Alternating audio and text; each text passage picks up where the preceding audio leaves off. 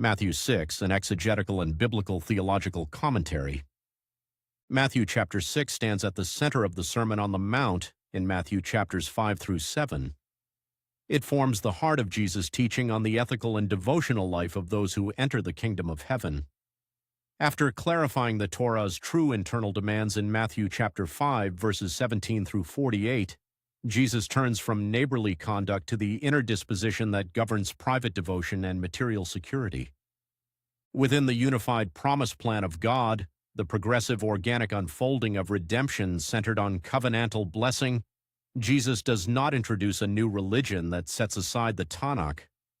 Instead, he exposes how post-exilic and Second Temple expressions of Jewish piety, almsgiving, prayer, and fasting, had become vulnerable to hypocrisy and public display when detached from genuine covenantal intimacy with Yahweh.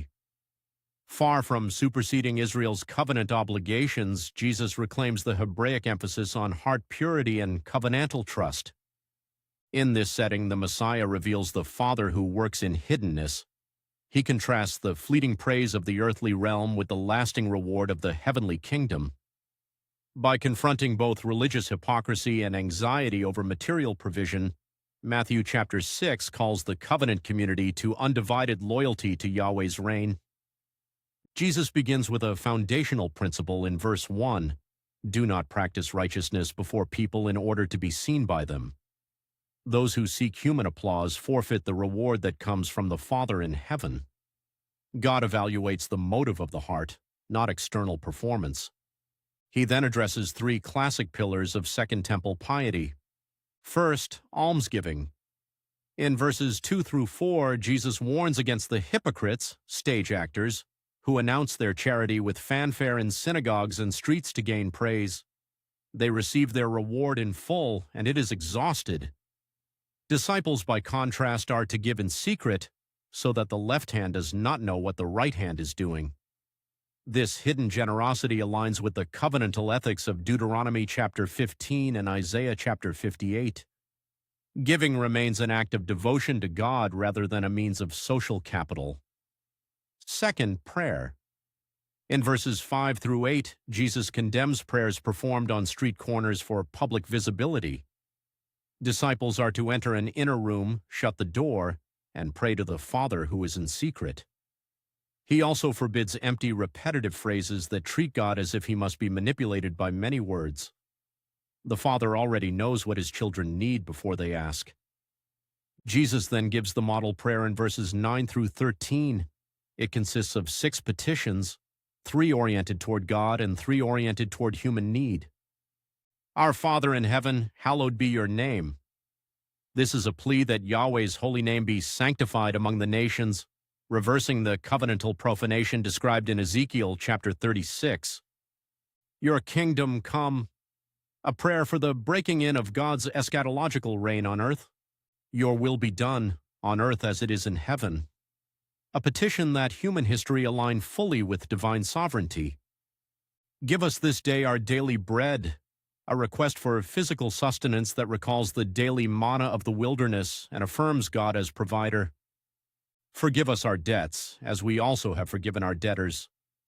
Using the Aramaic concept of debt as sin, Jesus links divine forgiveness inseparably to the disciples' willingness to forgive others, drawing on the Jubilee theology of debt release in Leviticus chapter 25.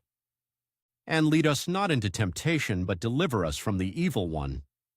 A request to be spared devastating trials and delivered from the power of the evil one. In verses 14 and 15, Jesus underscores that divine forgiveness and human mercy function as 2 sides of a single covenantal reality. Third, fasting. In verses 16 through 18, the hypocrites disfigure their faces to publicize their self-denial. Disciples are to anoint their heads and wash their faces so that fasting remains directed to the unseen Father who sees in secret and rewards openly. This echoes Isaiah chapter 58, where true fasting produces righteousness and mercy toward the oppressed. Jesus then turns from practices of piety to the disciples' relationship with material wealth in verses 19 through 24. Do not store up treasures on earth, where moth and corrosion destroy and thieves break in and steal. Instead, store up treasures in heaven through generous obedience. Where the treasure is, there the heart will be also. He employs a Hebraic idiom. The eye is the lamp of the body. A healthy single eye speaks of undivided devotion and open-handed generosity. An evil eye speaks of stinginess and greed that darkens the whole person, as warned in Deuteronomy chapter 15 and Proverbs chapter 28. No one can serve two masters. A person will love the one and hate the other, or be devoted to the one and despise the other. You cannot serve God and mammon, personified wealth. Greed is unmasked as idolatry that rivals Yahweh's lordship. Building on this, Jesus addresses the root of material anxiety in verses 25 through 34. Do not worry about your life, what you will eat or drink, or about your body, what you will wear. Life is more than food, and the body more than clothing. Look at the birds of the air. They neither sow nor reap nor gather into barns, yet the heavenly Father feeds them. Are you not of much greater value than they? Anxiety cannot add a single hour to your life. Consider the lilies of the field. They neither toil nor spin, yet Solomon in all his glory was not clothed like one of these. If God so clothes the grass of the field, which is alive today and thrown into the oven tomorrow, will he not much more clothe you, O you of little faith?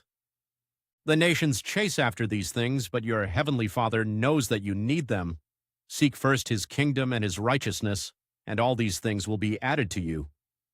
Do not worry about tomorrow, for tomorrow will worry about itself. Each day has enough trouble of its own. Later New Testament writers organically carry these principles forward. Paul in Galatians chapter 6 warns that a person reaps what he sows, whether to the flesh or to the spirit, echoing the contrast between earthly and heavenly investment. James warns that friendship with the world is enmity with God, and that corroded gold and silver will testify against those who hoard wealth. In 1 Timothy chapter 6, Paul charges the wealthy not to set their hope on uncertain riches, but to be rich in good works, storing up treasure for the coming age. Colossians chapter 3 calls believers to set their minds on things above, not on earthly things. 1 Peter chapter 5 instructs the churches to cast all their anxiety on him because he cares for them. And in Romans chapter 8, Paul speaks of the Spirit enabling believers to cry, Abba, Father, taking up the intimate address Jesus taught. Matthew chapter 6 thus stands as a clear exposition of the promise plan. Jesus does not set aside the Old Testament or introduce an abstract spirituality. He recovers and fulfills the covenantal intention of true righteousness. Physical realities, daily bread, debt release, economic justice, and material provision are neither allegorized away nor treated as secondary. They are grounded in the reign of Yahweh, who cares for both the spiritual and physical dimensions of his creation.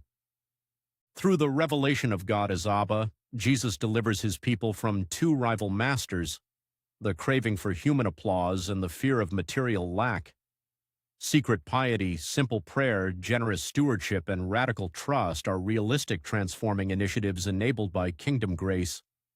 By seeking first God's kingdom and his covenantal righteousness, the people of God are freed from anxiety and become a visible community that reflects the Father's character to a watching world.